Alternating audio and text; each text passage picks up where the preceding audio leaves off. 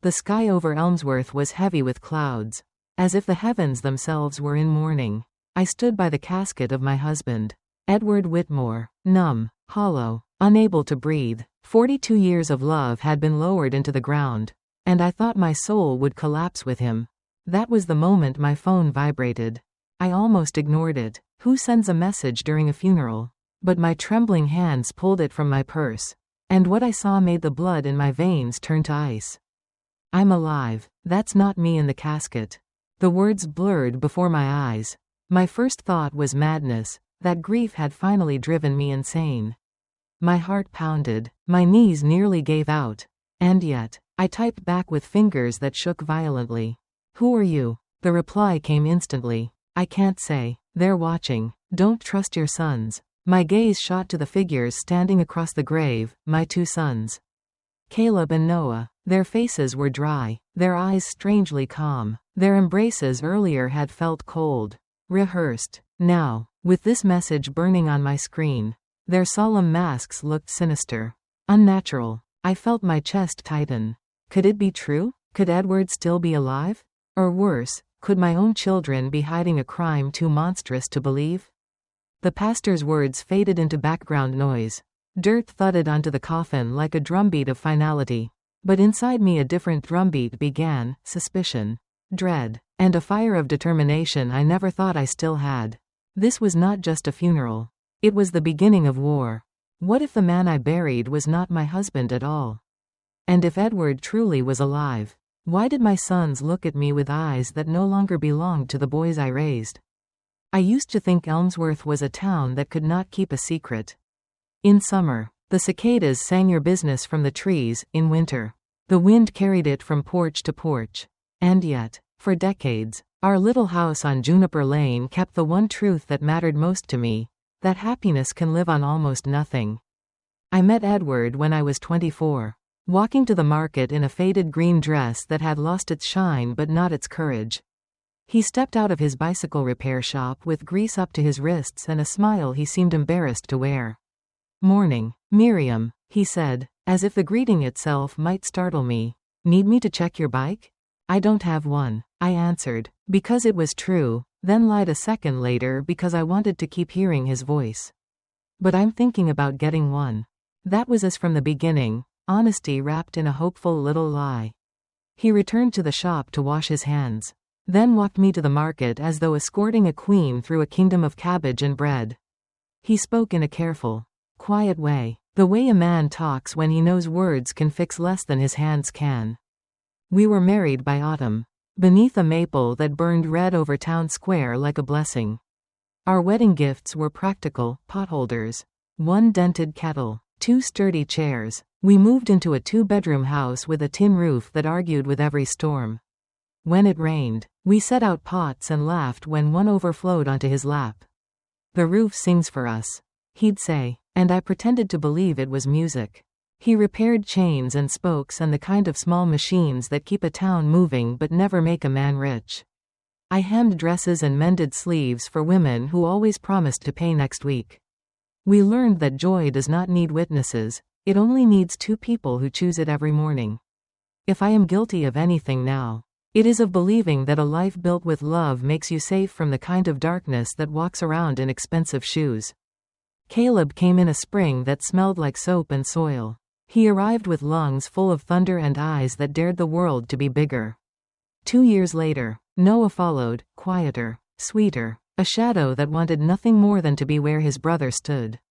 On Sundays, Edward took them to the river with sandwiches wrapped in wax paper and a promise to come back muddy. At night, he told them stories he never wrote down because he believed stories should live in the air between a father and his sons. But time adds weight to even the best-built beams. The boys grew tall, then distant. It began with harmless questions, the kind teenagers ask when their bones are full of impatience. Why don't we have a car like the Moros? Why can't Dad do real work in the city? Questions turned to opinions, opinions turned to contempt. And contempt, once it settles in a young man's mouth, is hard to wash out.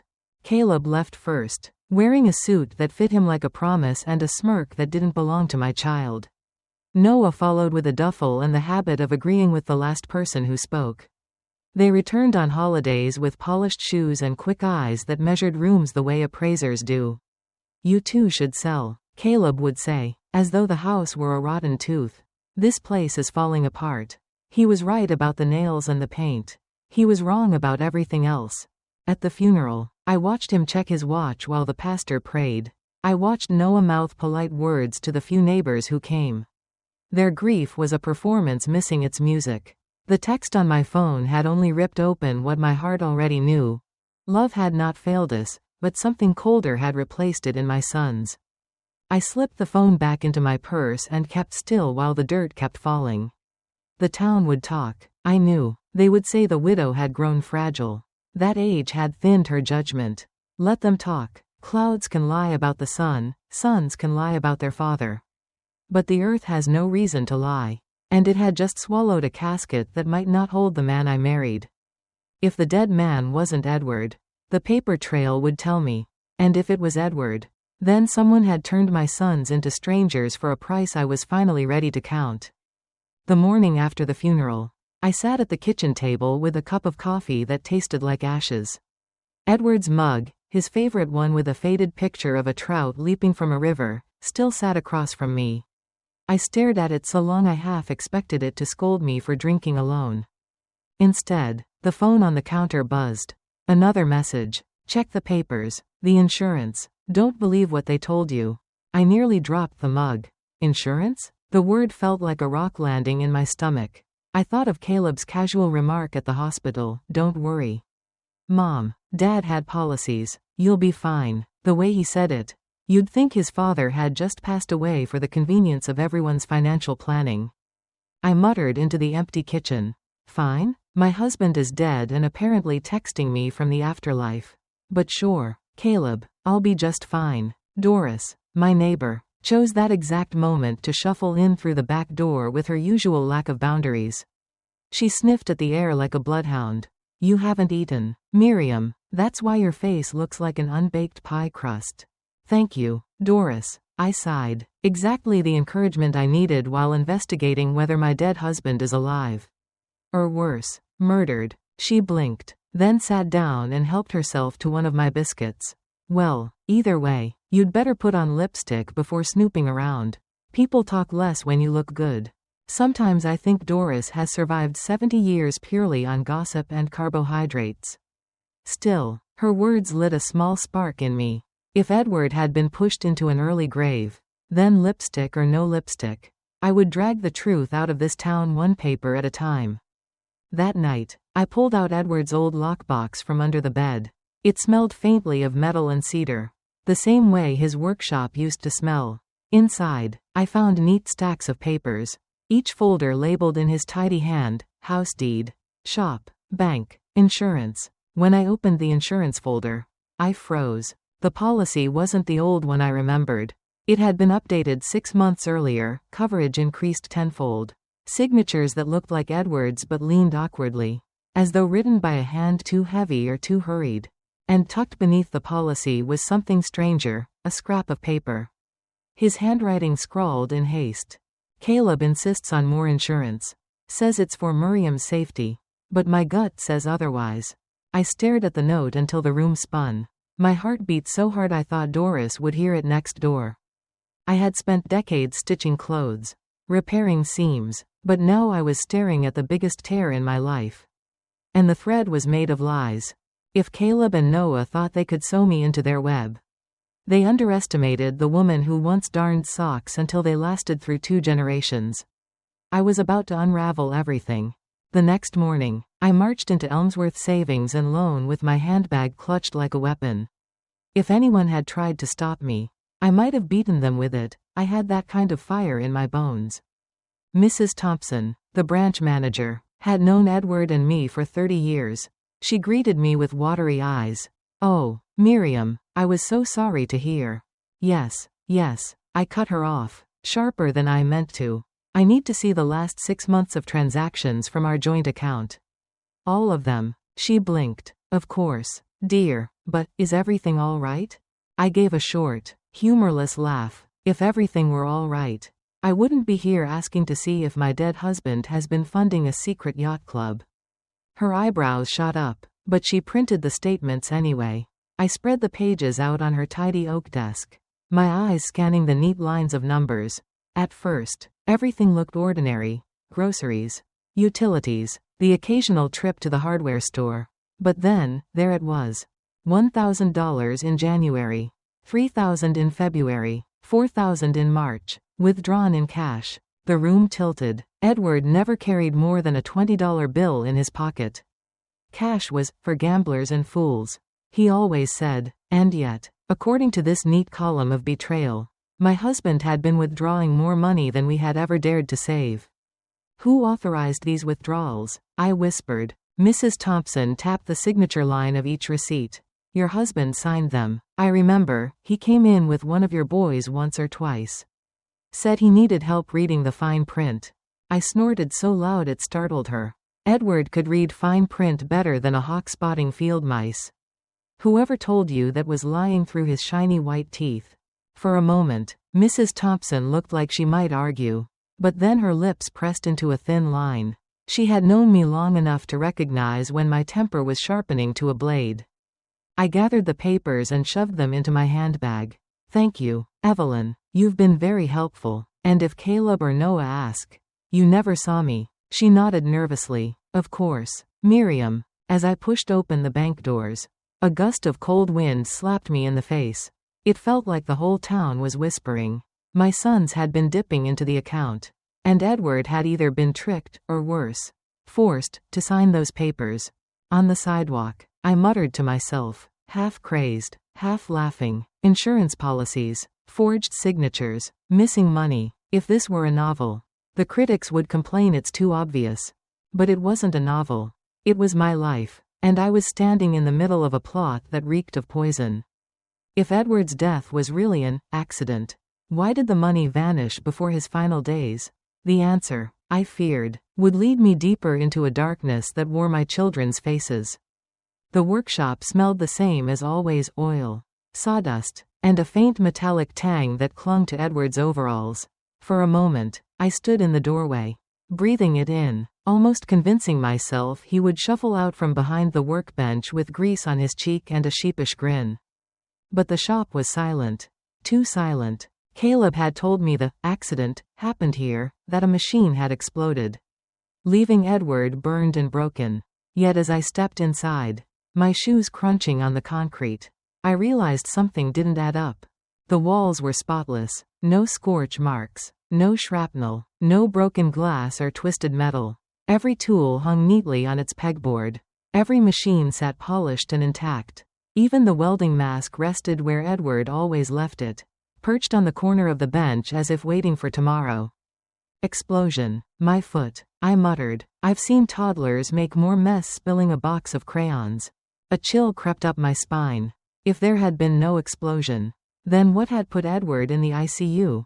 I opened the drawer of his work desk, my hands trembling. Inside were receipts, screws in small jars, and, buried beneath a stack of invoices, a folded note written in Edward's unmistakable handwriting. Caleb insists I need more insurance. He says it's for Miriam. But something doesn't feel right.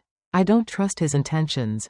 My knees went weak. I sank onto his old stool, the note shaking between my fingers. He had known. He had sensed something foul beneath our sons' polished smiles. Another slip of paper fell from the folder, this one scrawled more hastily, as if he had written it with someone breathing down his neck. Noah brought papers for me to sign, says they're for shop renovations. He pushed too hard. Why the hurry? Something's wrong. I pressed the notes to my chest, my heart pounding. Edward had tried to warn me, but I hadn't seen it. I had been blind, too busy stitching hope into the tatters of our family to notice the unraveling threads. A sound broke the silence, the creak of floorboards outside the workshop. I froze, clutching the papers. Slowly, I peered through the dirty window. A shadow moved past the sidewall, long and deliberate. My pulse spiked. Caleb? Noah? Someone watching? I slipped the notes into my purse and forced my voice steady. If you think you can scare me, boys, you're 30 years too late. But inside, my hands shook so badly I could barely lock the drawer behind me. The explosion was a lie. Edward had left behind warnings. And now someone was watching me, waiting for me to make the wrong move. That night, the phone buzzed again on my nightstand. The screen glowed in the dark like a secret I didn't want to touch. But of course, I did. Go to Memorial Hospital. Ask for the medical report. The truth is there. I sat up so fast I nearly knocked the lamp over. The truth. My throat tightened. If there hadn't been an explosion in the workshop, then what had nearly killed Edward before the machines even beeped him into oblivion? By dawn, I was marching through the sterile halls of Memorial Hospital, my purse clutched like a shield. The nurse at the front desk looked at me with that practiced sympathy people keep in a drawer for grieving widows. "I'd like my husband's medical report," I said. My voice cracked, but I didn't care. The full report, not the watered-down fairy tale my son spoon-fed me. The nurse hesitated. "Mrs. Whitmore, I'm not sure you should." "Listen, darling," I cut her off, planting both hands on the counter. "I buried a man who may or may not even be my husband. If you think I'm too fragile to read a piece of paper, you've severely underestimated how much rage one widow can carry." Her eyes widened, but within minutes she returned with a folder. My fingers fumbled as I opened it. The words jumped out like bullets. Diagnosis: acute methanol poisoning. Methanol. My heart stopped. Not burns, not head trauma, not an explosion. Poison. I read the lines again and again until the letters blurred. Blindness. Brain damage. Coma. Fatal outcome without immediate treatment. The room tilted, and I gripped the edge of the counter. Poison in his blood. Poison that could have been slipped into a drink. A meal. Why didn't anyone tell me this? I demanded. The nurse bit her lip. The immediate family signed a request to keep the details confidential. They said you were too emotionally unstable to handle it. Immediate family. Caleb and Noah. I laughed. Sharp and bitter. Unstable? If unstable means asking questions that make liars sweat, then yes, I'm downright unhinged. I snapped the folder shut, shoved it into my bag, and strode out of the hospital. Outside, the sun was shining, absurdly cheerful, as if mocking me. Methanol poisoning. My sons had hidden it. They had fabricated a story about an explosion because lies are louder than truth, until you put them under a microscope. And now, the truth burned hotter than grief. Edward hadn't just died. He had been murdered. If Edward was poisoned, then someone close enough to pour his morning coffee had done it. And in my house, only 2 people fit that description, my sons. I barely made it through my own front door before the phone buzzed again. This time, I didn't hesitate. My hands were still shaking from the hospital report. But I opened the message like a gambler flipping the final card. Check the joint account again. Look closely. The withdrawals weren't just money, they were bait. Bait. The word snapped like a whip. I dumped Edward's lockbox onto the kitchen table, papers scattering like fallen leaves. Among the receipts and dusty tax forms, I spotted something I hadn't noticed before. A small slip marked authorization, power of attorney, temporary. The signature looked like Edward's, but wrong, too shaky, too forced. And underneath, in neat black ink, was Caleb's name. I slammed the paper down, my laugh sharp and hollow. Of course, my son doesn't just steal cookies from the jar, he drafts a legal document to take the jar. The kitchen, and the whole damn house. The phone buzzed again. Edward never approved it. Your sons pushed him, tricked him, maybe even forged his consent. The withdrawals funded debts you don't know about. Debts. I felt bile rise in my throat. What debts could make a man plot against his own father? I didn't have to wonder long. The message continued. Caleb owes $70,000 to loan sharks. Noah has $40,000 in gambling losses. They saw Edward's life as the fastest way out. I pressed a hand to my chest, my heart pounding so loud I thought Doris next door might call the fire department. So that was it. Not grief, not concern, not even greed alone, desperation. My sons weren't just ambitious, they were drowning. And instead of learning to swim, they decided to tie weights to their father's ankles. I wanted to scream, to tear the walls down, to demand why the God I prayed to every night had let me raise snakes under my own roof. Instead, I sat at the table, clutching the false document, and whispered to the empty room. Edward, you were right. You saw it before I did. And I was too blind, too stubborn, to listen. The window creaked behind me. I froze. A shadow shifted across the glass, quick, deliberate. I stood, my knees weak but my fury stronger. If Caleb or Noah were watching, let them see that their mother wasn't some fragile old widow ready to be shuffled into a retirement home. I yanked the curtain aside and shouted into the night air, "Come closer. Boys, you'll find I've got sharper claws than you think." The darkness answered with silence. But I knew, they were out there, circling like wolves. If they thought fear would silence me, they hadn't met the version of Miriam Whitmore who just discovered she'd been living with killers. The next afternoon, I walked into the corner cafe with my pulse drumming hard enough to rattle the sugar packets. The place smelled of burnt coffee and cinnamon rolls that had seen better days. I slid into the back booth as instructed, my handbag pressed tight against my ribs like a shield. At exactly 3 o'clock, a tall man with salt and pepper hair and a leather satchel approached. His eyes were sharp, the kind of eyes that saw too much and forgot nothing. "Mrs. Whitmore?" he asked in a low voice. "Yes." My throat was dry. "I'm Stephen Callahan. Edward hired me 3 weeks before he died." The words struck me harder than the funeral bells. Edward, my Edward, had known. Stephen set the satchel on the table and opened it. "He was worried about your sons. He suspected they were planning something. He asked me to monitor. To record." He placed a small recorder on the table and pressed play. Edward's voice filled the booth. Strong, steady, heartbreakingly familiar. "Stephen, if anything happens to me, it won't be an accident. Caleb and Noah keep pushing me to raise my insurance. Yesterday, Caleb brought papers. He said it was for Miriam. But I read the fine print, it benefits them directly. I don't like the way they look at me anymore. It feels like I'm already gone in their eyes." Tears blurred the Formica tabletop. I clutched the recorder as if it were Edward's hand. Stephen's voice broke the silence. "There's more." Another recording, Caleb's voice. Sharp and impatient. "No, we can't wait any longer. Dad is asking too many questions. I've got the methanol. It's perfect, looks like a stroke or heart failure. Mom won't suspect a thing." Then Noah's voice. "Everything's ready. Tomorrow." Caleb slips it in his coffee. "By the time the doctors figure it out, it'll be too late." My breath left me in a shudder. My boys, the babies I once rocked to sleep, were speaking like assassins. I pressed a trembling hand to my mouth. They planned it down to the cup of coffee. Stephen nodded grimly. "And they're planning more. One of the recordings, you need to hear." He pressed play again. Caleb's voice. Calm as stone. "After Dad, we take care of Mom.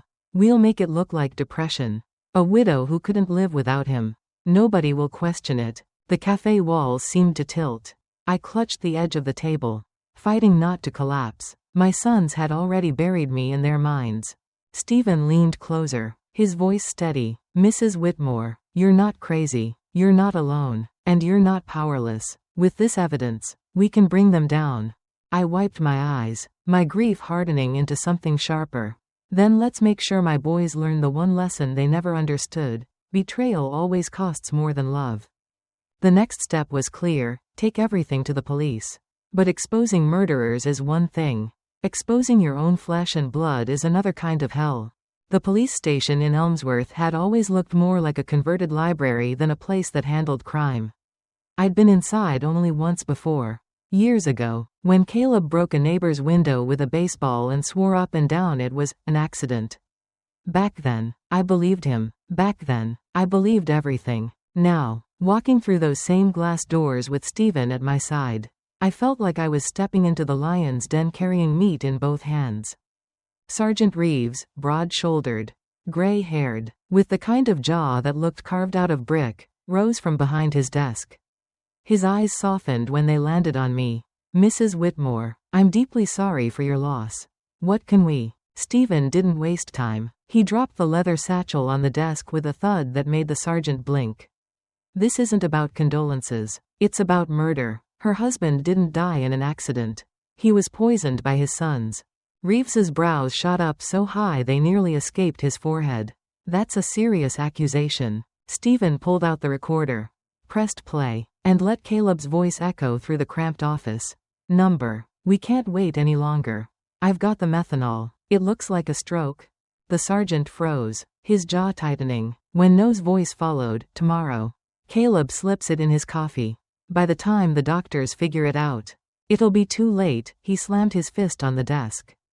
God Almighty. I leaned forward, my voice breaking but fierce. Sergeant, they killed Edward. They were planning to kill me, too, and they think they've covered their tracks. But we have their words, their signatures, their lies. If you don't act, I'll be next. The room went silent except for the faint hiss of the tape. Reeves stared at me for a long moment, then nodded once, sharply. All right, we'll do this by the book. We'll verify every shred, cross-check with the medical examiner, pull financials, and... Stephen interrupted, his tone grim. You don't have time for the long version. They're meeting with Judge Miller tomorrow morning to have Miriam declared mentally incompetent. If they succeed, she won't be able to testify. They'll lock her away in a facility and take everything. The sergeant cursed under his breath. Then we move tonight. Warrants, surveillance, the whole lot. Mrs. Whitmore, I'll need you ready to testify when the time comes. You understand? I straightened in my chair, clutching Edward's note in my bag. I've spent months being lied to, tricked, and nearly erased. Yes, Sergeant, I'll testify, and I won't whisper it, I'll shout it. So the whole world knows what my sons have done. Reeves gave me a look, half respect, half pity. Ma'am, I believe you. For the first time since the funeral, I felt something steady in my chest, not just grief, not just rage, something stronger. Resolve. The law was finally on my side. But Caleb and Noah were cornered animals, and cornered animals bite hardest when they're about to lose everything. Night fell like a curtain, and the little town of Elmsworth held its breath. Inside the precinct, officers moved with a hush that felt almost sacred, maps, headphones, and coffee-stained binders arrayed like weapons. Captain Reeves had drawn a quiet line through the city, shadow teams, listening posts. Cars parked in places where headlights could be mistaken for ordinary traffic. They were patient predators now, waiting for the prey to stumble. At 9:12 p.m., Halloran slid into the surveillance room and nodded to the tech. The grainy feed from Caleb's living room flickered to life, a sofa, a lamp, a throw that used to be blue and now looked gray under neon. And two men talking in low voices. The officers leaned forward, even the coffee went cold. Caleb's voice came first, calm, brittle. We can't let her ruin this. She's walking around with papers. If she makes a move at the police, we lose everything. Judge Miller won't sign anything if they think she's a risk to herself. Noah swallowed audibly. So what now? The judge tomorrow. Did we get the medical note? Doctor's in the bag, Caleb said. We have the pre-signed statement. Miller always wants things neat. He likes tidy endings. Besides, once they declare her incompetent, it's paperwork, little signatures, a bed in a facility, and the rest is ours. The room in the precinct went colder. Someone muttered, they actually lined up a judge? Halloran hit record. They'll try to clinch the legal trap first thing. He said, if they get her declared incompetent, they'll stall the prosecution and take control of the estate. We can't let them. Stephen and I watched from the corner. My hands were folded so tightly my knuckles shone. For a moment, my defiance flashed into a ridiculous thought. If judges had a natural enemy, it was certainly people who wanted them to sign away a widow's life. I forced a dry, humorless chuckle and then steadied into the plan. Reeves spoke low and fast. We move before dawn. A team will be at Judge Miller's chambers by first light. We'll serve the subpoenas and the warrants. The arrest teams take Caleb and Noah simultaneously. No leaks, no heroics. If they try to force the issue at the courthouse, we'll have prosecutors on standby. Mrs. Whitmore, stay with Stephen. Do not go near the courthouse. If they try to use you as a spectacle, we'll shield you. I swallowed and managed one sharp, honest sentence. Captain, if they try to make a spectacle of me, I'll give them one, the truth. Louder than their lies. He gave a curt nod. Respect and concern warred across his face. And if they move first, if they're desperate enough to act before morning, you call this number and you do exactly as we tell you.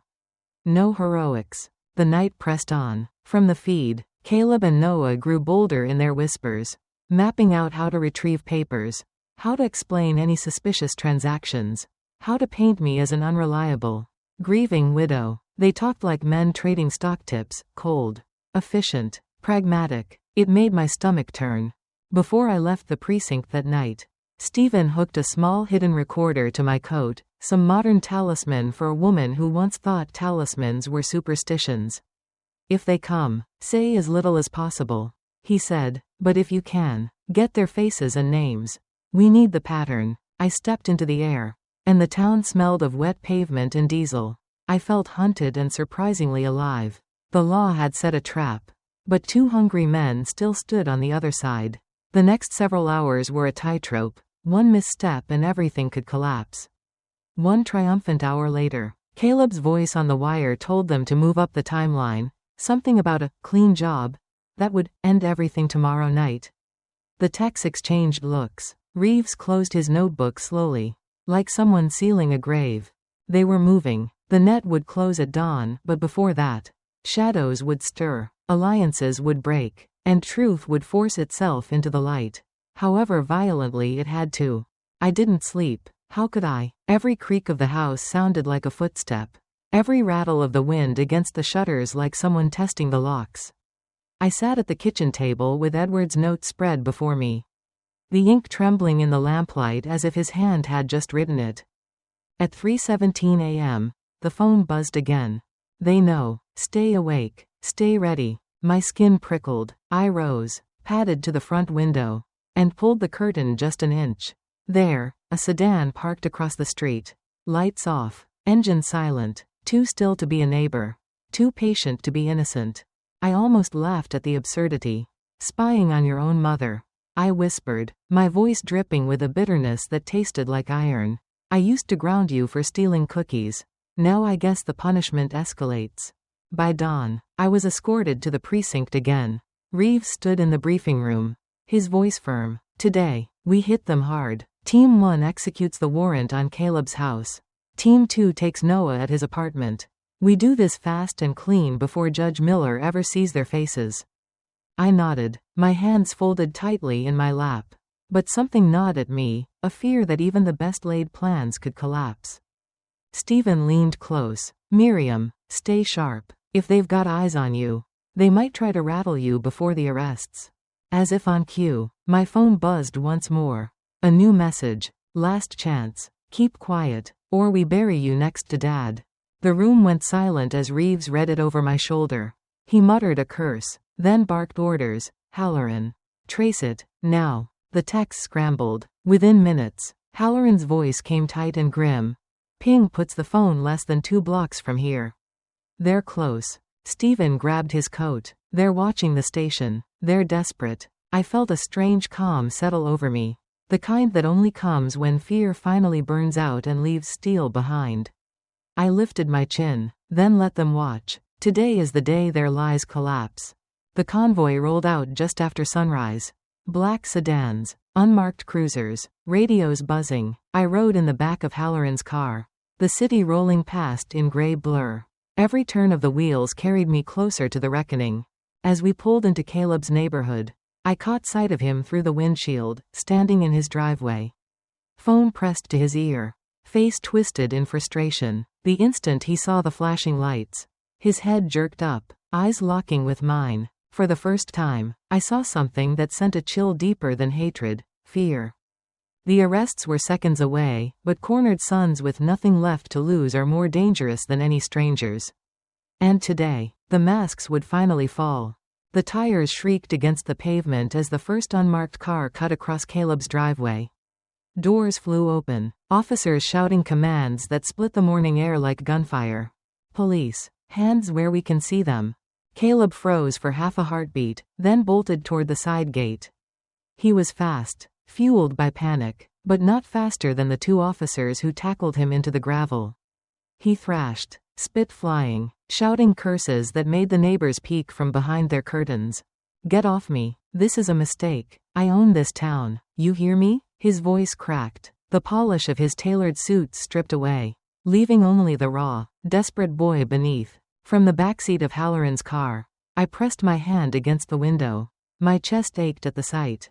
This was the son I once taught to ride a bike in that very driveway. The boy who scraped his knees and ran crying into my arms. Now his wrists were being forced into steel cuffs on the same patch of gravel where he had once played. Across town, the radio crackled, Target 2 secured. Noah attempted to flee through the back stairwell. We've got him in custody. A breath I didn't know I'd been holding escaped my lungs. Both of them, caught. Caleb's eyes found me through the car window. Hatred burned there, but behind it flickered something worse, betrayal. He shouted, voice hoarse. You did this. You destroyed this family. You're no mother of mine. Tears welled, but I forced myself not to look away. My voice, though he couldn't hear it through the glass, shaped the words anyway. No. Caleb, you destroyed it yourself. Officers hauled him upright, his wrists locked behind him. The neighbors were outside now. Whispers swirling like a storm. The Whitmore boys. Arrested? Murder? Poison? The town that once gossiped about pies at church picnics now feasted on the spectacle of my sons in chains. Halloran climbed back into the driver's seat. His jaw tight. They'll both be booked within the hour. Judge Miller will have no choice but to hear this case now. Stephen leaned from the front seat, turning to look at me. It's over, Miriam. But I shook my head. My voice was low, steady, the steel of a woman who had stared too long into lies. No, the arrests are just the beginning. The real battle will be in the courtroom, and there. Truth won't just speak, it will roar. With my sons in chains and the town buzzing with scandal, I thought the worst was behind me.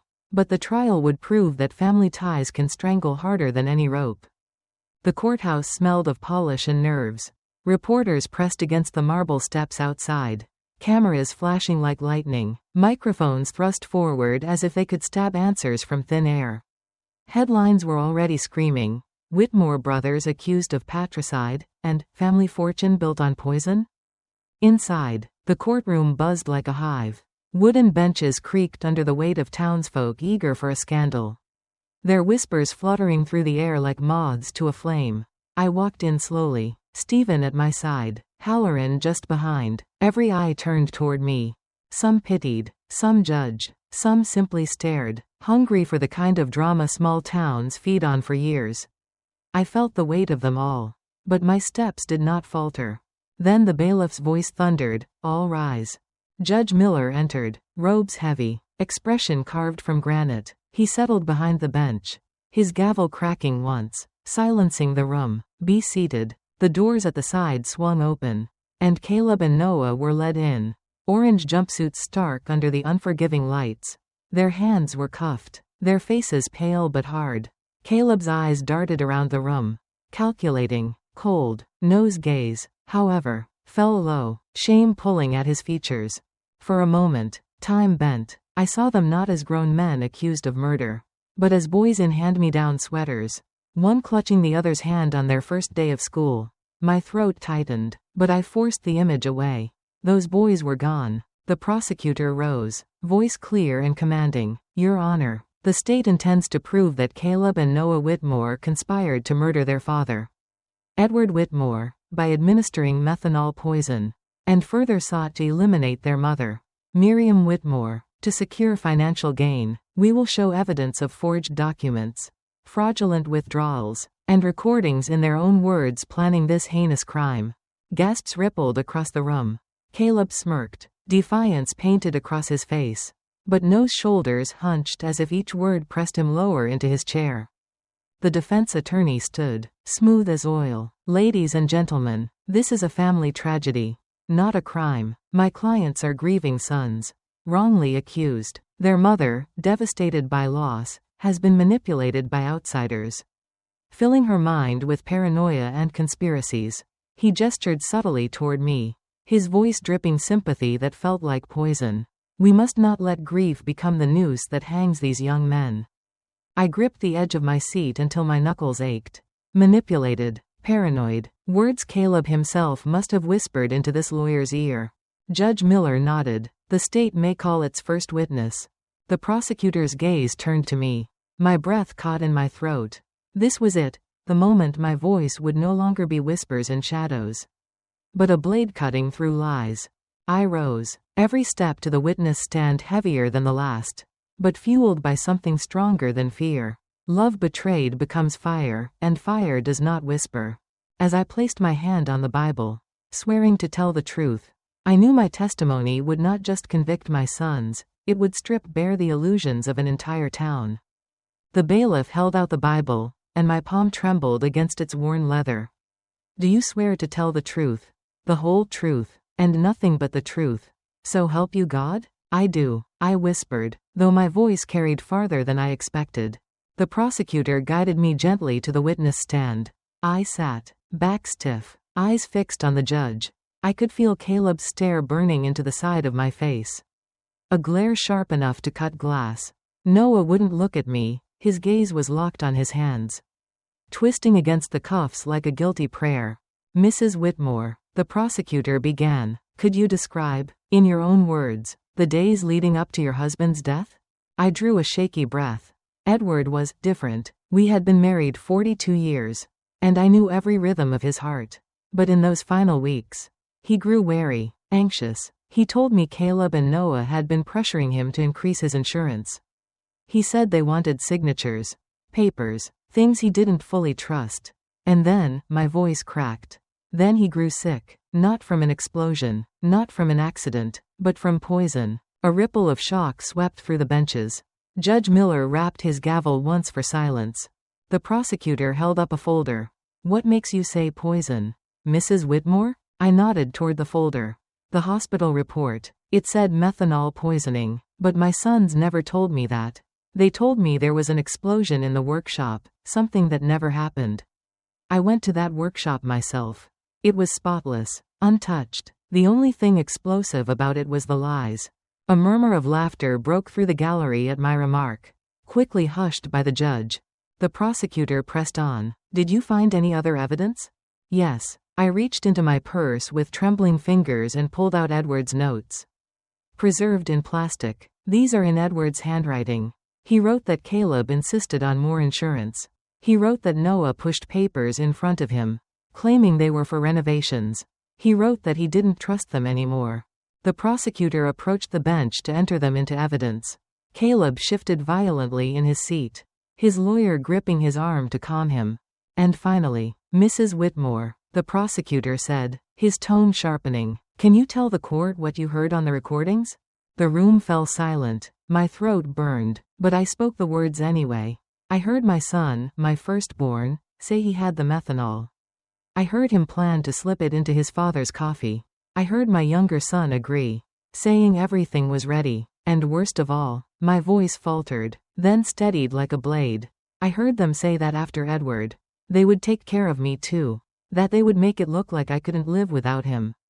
Gasps, hands covered mouths. Somewhere in the back, Doris, my neighbor, who had once gossiped about my pie crusts, actually fainted. I turned at last to look at my sons. Caleb's face was stone, but sweat traced down his temple. Noah's eyes brimmed with tears, his lips trembling as if he might speak, but he didn't. I faced the jury, my voice ringing clearer than it ever had before. I loved my sons. I raised them, fed them, held them when they cried. But they betrayed not just me, not just Edward, they betrayed love itself. And for that, there must be justice. The courtroom was silent, but silence can be louder than screams. And when the recordings were finally played aloud, there would be no turning back. The prosecutor adjusted the small black recorder on the evidence table. The room held its breath, even the ceiling fans seemed to hush. With a click, the recording came alive, Edward's voice filling the courtroom like a ghost. Stephen, if anything happens to me, it won't be an accident. Caleb and Noah keep pushing me to raise my insurance.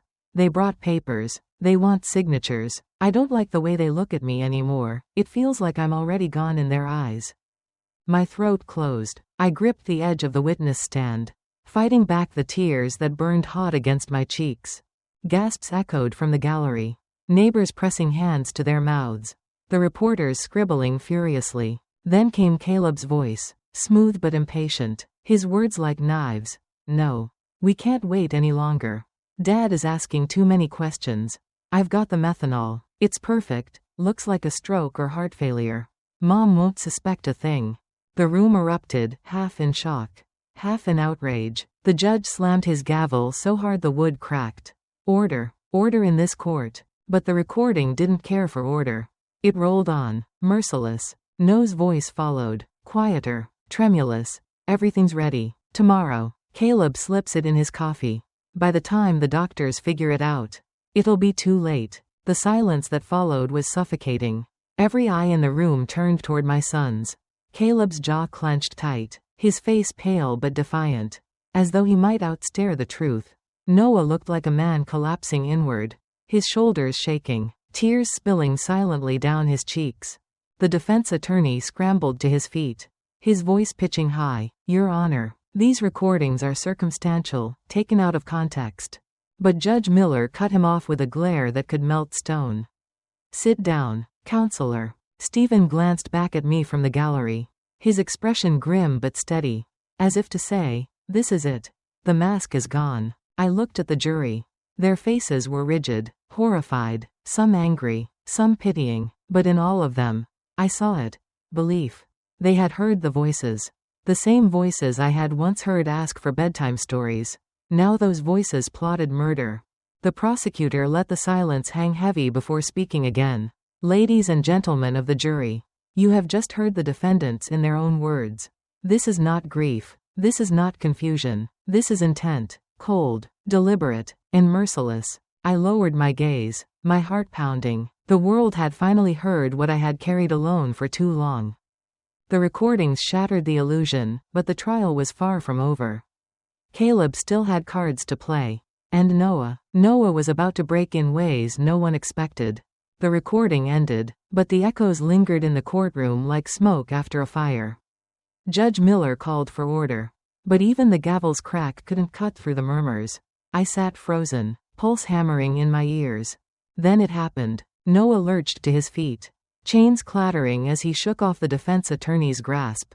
His face was pale, his eyes red-rimmed, the look of a man whose dam had finally broken. Stop, he cried, his voice cracking. Stop pretending. Caleb, they know. They all know. Gasps filled the room. The attorney tugged at his sleeve, whispering frantically, but Noah yanked free. He turned to the judge, to the jury, to everyone. It's true. We did it. We poisoned him. Caleb told me it was the only way, that Dad was weak. That we deserved more. I went along with it because I was too scared to stand against him. But I can't lie anymore. The gallery exploded. People stood, pointing, whispering. One woman fainted, another crossed herself. Judge Miller slammed the gavel so hard the wood splintered. Silence, or I will clear this courtroom. No's chest heaved as if every confession cost him another piece of his soul. He turned toward me then, his eyes brimming with tears that blurred the years between us. Mom, I'm sorry. I didn't want it to go this far. I never wanted you to be hurt. My heart cracked under the weight of his words. For a fleeting moment, I saw the boy who once clung to my apron strings, terrified of thunderstorms, but that boy was buried under lies. And apologies couldn't bring Edward back. Caleb shot to his feet, fury twisting his face. Shut up, Noah. Sit down. His voice roared across the courtroom, filled with venom. You think this will save you? You think crying will make them forget you were in it as deep as me? The brothers clashed with words sharp as daggers, their voices rising, overlapping, until bailiffs rushed in to restrain them. The courtroom was chaos, a family unraveling in front of the world. I sat trembling, tears streaming freely now. For years, I had begged them to speak truth, to drop their masks. And here it was, the raw, ugly truth, spilling out in chains and broken voices. Judge Miller rapped the gavel one last time, booming over the uproar. Order. The jury will disregard the outburst until formal testimony is taken. But let the record show, Mr. Noah Whitmore has confessed before this court. The jury's faces were pale, shaken. Caleb's glare could have set the room on fire. Noah slumped in his seat, broken, sobbing quietly into his cuffed hands. And I, sitting in the witness stand, felt my grief transform into something harder. Not triumph, not relief, but a grim certainty. There was no going back. The confession tore the courtroom apart. But trials aren't decided in outbursts, they're decided in verdicts. and the verdict would demand every ounce of strength I had left.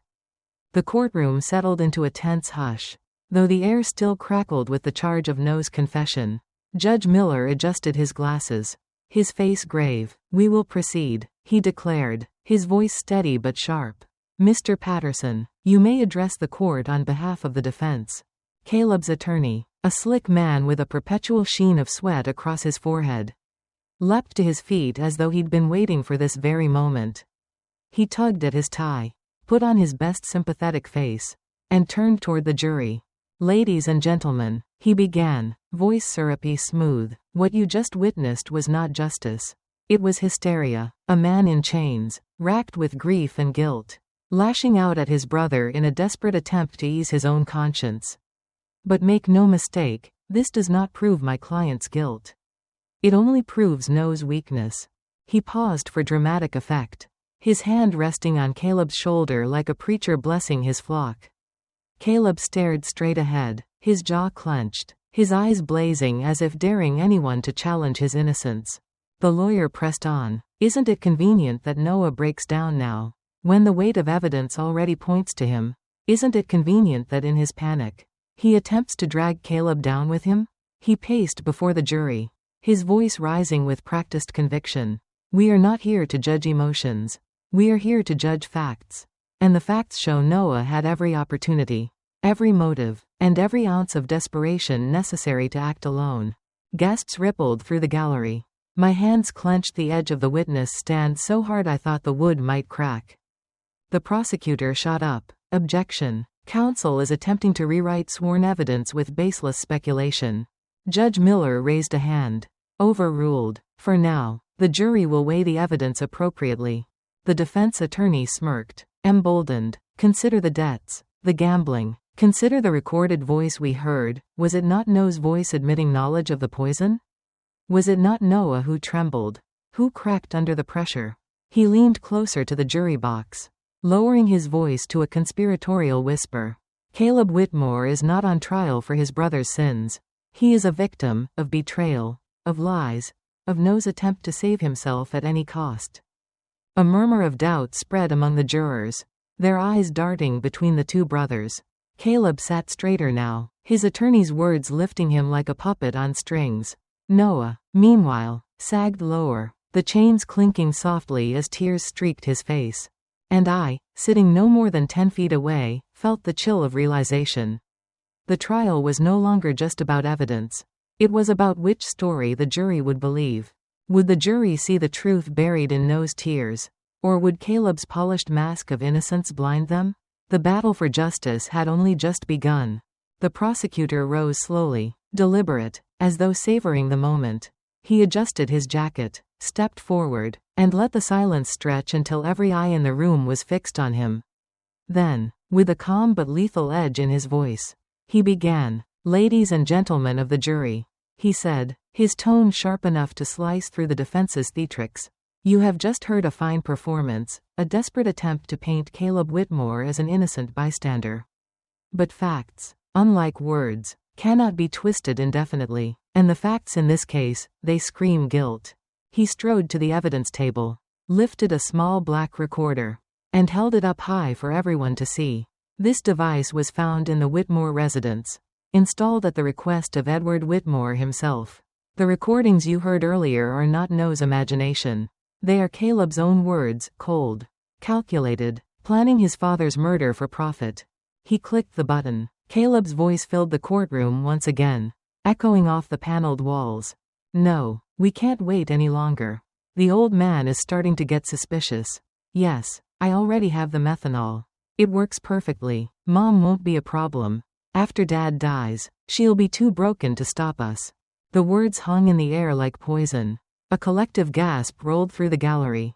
One juror covered her mouth, eyes wide with horror. Another shook his head slowly, as if the betrayal was too monstrous to comprehend. The prosecutor lowered the recorder, his eyes never leaving the jury. "This is not No's voice. This is not a man cracking under pressure. This is Caleb Whitmore, plotting the slow, cruel murder of his own father, planning the theft of his mother's future, telling us, in his own words, exactly what he intended to do." He leaned closer, his voice low, deliberate. The defense would have you believe Caleb is a victim. But you just heard him, in his own voice, describe his father's death as if it were a business transaction. Does that sound like a victim? Or does it sound like a predator? The room was silent except for the faint hum of the lights above. Caleb's face drained of color. He gripped the defense table so tightly his knuckles turned bone white. The prosecutor straightened, his voice ringing with finality. Don't be fooled by tears or theatrics. Noah may be guilty, but Caleb is no less guilty. Together, they conspired, they poisoned, and they plotted, and together, they must face justice. Judge Miller rapped the gavel once, his stern gaze sweeping the room. We will recess for the day. Court will reconvene at 9 a.m. tomorrow for closing arguments. As the jury filed out, I caught Caleb's eyes. For the first time, the mask was gone. No charm, no bravado, only fear. Tomorrow, the jury would decide, and in that decision lay the fate of my family, whether the truth would finally triumph, or whether lies would win one last time. That night, I sat alone at my kitchen table, the same table where I had once bandaged scraped knees, baked birthday cakes, and listened to childish laughter that now felt like a lifetime ago. The house was silent except for the ticking of the old clock on the wall, each second pounding into me like a drumbeat of fate. Tomorrow, a jury would decide whether my sons, the boys I raised with love and sacrifice, would spend the rest of their lives behind bars. I had begged them to choose decency, to choose family, but they had chosen greed and betrayal. And yet, despite everything, my heart still ached with the memory of who they had been before money and ambition devoured their souls. I stared at the photographs scattered across the table.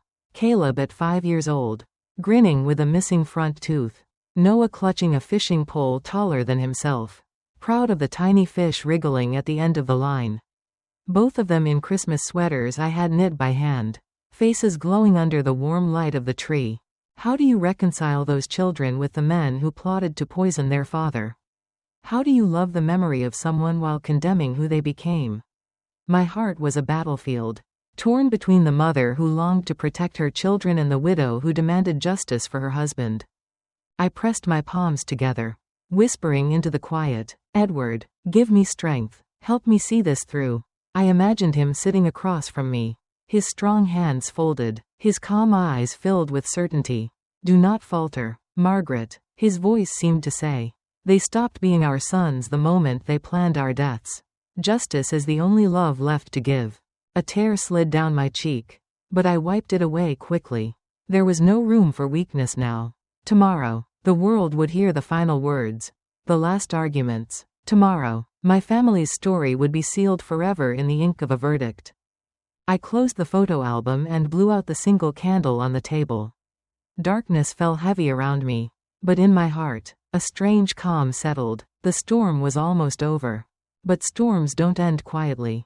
And as dawn broke on the day of the verdict, I discovered that even justice comes with a price no mother should ever have to pay. The morning of the verdict dawned gray and heavy, as though the sky itself knew what was about to unfold. I dressed slowly, buttoning my black dress with trembling hands.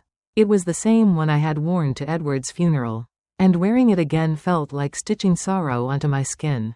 Outside the courthouse, the air buzzed with anticipation. Reporters swarmed the steps, their cameras flashing, their questions hurled like stones. Mrs. Whitmore, do you think justice will be served today? Do you forgive your sons? Will the verdict bring you peace? I said nothing. Words felt fragile, too fragile to carry the weight of what this day meant. Stephen walked beside me, steady and solid, shielding me from the crowd with his broad shoulders. One more step, Margaret, he whispered. You've carried yourself this far. Today it ends. Inside the courtroom, the atmosphere was suffocating. Every seat was filled, the gallery packed with neighbors, friends, even strangers who had come to witness the fall of the Whitmore family. The air reeked of perfume, old wood, and fear. The jury filed in, solemn and stone-faced. Not one eye met mine. Not one betrayed even a flicker of the decision they carried. Caleb sat rigid at the defense table, his jaw clenched so tight I thought his teeth might shatter. Noah slumped beside him, eyes hollow, lips trembling as if praying for mercy he knew would not come. Judge Miller entered, his black robe flowing like a shroud. He took his seat, banged the gavel, and the room went still. Members of the jury, he intoned, have you reached a verdict? The foreman, a middle-aged man with silver hair and tired eyes, stood. His voice was steady, but the weight of it filled the room. Yes, Your Honor, we have. The silence was unbearable. My breath caught in my throat. My nails dug into the wooden pew. I could hear the faint hum of the courthouse lights. The rustle of paper as the bailiff carried the verdict slip to the judge. Judge Miller read silently, his expression unreadable. Then he looked up. In the case of the state versus Caleb Whitmore and Noah Whitmore. Every heartbeat in the room seemed to stop. The words that followed would shatter lives. Carve justice into stone, and leave me facing the hardest truth of all. Sometimes justice means burying what little remained of the family you once loved. Judge Miller's voice rang through the courtroom, deliberate and unshakable. In the case of the state versus Caleb Whitmore, on the charge of first-degree murder of Edward Whitmore, we, the jury, find the defendant guilty. Gasps erupted in the gallery. Caleb's head snapped toward the jury box. His face twisted in rage. No, you fools, he shouted, slamming his cuffed fists on the table. The bailiffs rushed to hold him down. But his voice thundered on. You don't know what you're doing. This is a lie. Judge Miller pounded the gavel. Order, order in this court. The foreman's voice carried on, calm and relentless. In the case of the state versus Noah Whitmore, on the charge of first-degree murder of Edward Whitmore, we, the jury, find the defendant guilty. Noah's shoulders collapsed. His sobs echoed against the high ceiling, raw and broken. I'm sorry, Dad. I'm sorry, Mom, he whispered, as though the words could rewrite the horror of what he had done. But the foreman wasn't finished. On the charge of conspiracy to commit murder against Margaret Whitmore, we find both defendants guilty. The room erupted. Some gasped. Others whispered furiously. Reporters scribbled furiously in their notebooks. I sat frozen, my heart slamming against my ribs. Justice had spoken, but it felt like the earth itself had cracked open beneath me. Caleb cursed, fighting the bailiffs, his face contorted with venom. Noah, meanwhile, fell to his knees, begging for forgiveness, his tears spilling freely. Judge Miller's gavel came down hard. Enough. Both defendants will rise. Caleb jerked to his feet, defiance blazing in his eyes. Noah stood shakily, leaning on the table for support. Caleb and Noah Whitmore, Judge Miller declared, his voice solemn, heavy with finality, for the crime of first-degree murder and conspiracy to commit murder. This court sentences you to life in prison without the possibility of parole for 30 years. The words struck like thunder. Caleb screamed curses until he was dragged toward the door by guards, his fury echoing down the hallway. Noah simply wept, whispering apologies that dissolved into the silence of his chains. I sat still, numb, staring at the place where my sons had been. The verdict was just, but justice came at a price I never wished to pay. The trial was over, but the silence it left behind was louder than any gavel. Justice had been served, but could I ever learn to live with what it had cost me? The courtroom doors swung open, and a tidal wave of voices crashed into me. Reporters swarmed like vultures, their microphones shoved inches from my face, their questions slicing the air. Mrs. Whitmore, do you feel justice was served? Do you forgive your sons? What will you do now that both of them are gone? The flash of cameras was blinding. Stephen placed a firm hand at my back, guiding me down the courthouse steps. No comments. He barked at the press. But the reporters pressed closer, their pens and recorders hungry for any scrap of pain they could turn into headlines. I stopped at the bottom of the steps. For a moment, I wanted to scream, to tell them all how justice feels like a hollow victory when it comes at the price of your own blood. But instead, I straightened my shoulders, lifted my chin, and gave them the only truth I could bear to say aloud. Justice was done, I said softly, my voice carrying over the crowd. But justice does not heal. It only prevents further harm. The sons I raised are gone. And today, I buried what little remained of them.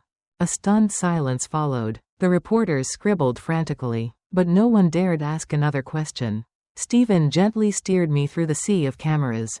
And soon the noise of the crowd faded behind us. Outside the courthouse square, I paused. The winter air bit at my cheeks. But it felt cleansing, sharper than the stale air of the courtroom. I looked up at the gray sky and whispered, "It's done, Edward. They can't hurt us anymore." But as the words left my lips, a hollow ache spread through my chest. Justice had been served. Yes. The law had spoken. Yes. Yet nothing could bring back the laughter of my children before greed consumed them. Nothing could replace the warmth of Edward's hand in mine. I realized then, trials end. Sentences are passed. But the real verdict is the silence you live with afterward. And mine had just begun. That night, alone in my home, I would face the quiet truth: justice may protect the living, but it cannot resurrect the dead.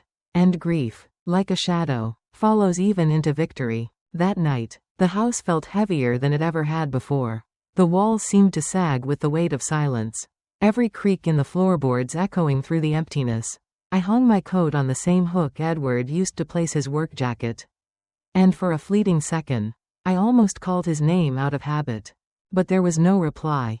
I set the kettle on the stove, listening to the faint hiss of gas before the blue flame flickered to life. That tiny sound, so ordinary, suddenly felt like the loudest reminder that life was still moving forward, even if mine felt suspended in grief. On the table sat Edward's old mug, the one with a chipped handle and faded lettering that read, "World's Best Dad." I had kept it there since the funeral, a silent companion in my long nights. I poured myself tea, placed the mug in front of me, and stared at it as if his hands might suddenly reach out to claim it. For years, this house had been filled with voices: Caleb's booming laugh, No's endless questions, Edward's calm baritone telling stories that made even the worst days lighter. Now it was only me, surrounded by memories too loud to ignore and too painful to embrace. I thought about the verdict. Life in prison without parole for 30 years. Justice, yes, but also a sentence for me. 30 years of visiting a grave, of living with photographs, of waking each morning knowing my sons were alive but lost to me forever. I pulled Edward's old blanket from the back of the chair and wrapped it around my shoulders. The scent of oil and cedar still lingered faintly, and I closed my eyes, pretending for a moment he was beside me. "Edward," I whispered into the stillness. "We did it. They can't hurt us anymore. But God, I wish you were here to share this victory with me." The kettle whistled again on the stove, sharp and piercing, like the cry of a wounded thing. I rose to silence it, realizing that this was my life now, surviving the echoes, carrying the truth, and finding a way to breathe inside the silence justice had left behind. But grief, like life, never stays still. The following morning, a letter would arrive, one that reopened wounds I thought had been sealed forever. The morning light crept through the thin curtains, spilling across the kitchen table where I had fallen asleep with Edward's blanket still around my shoulders. The knock at the door startled me awake. It was too early for visitors, too late for the milkman.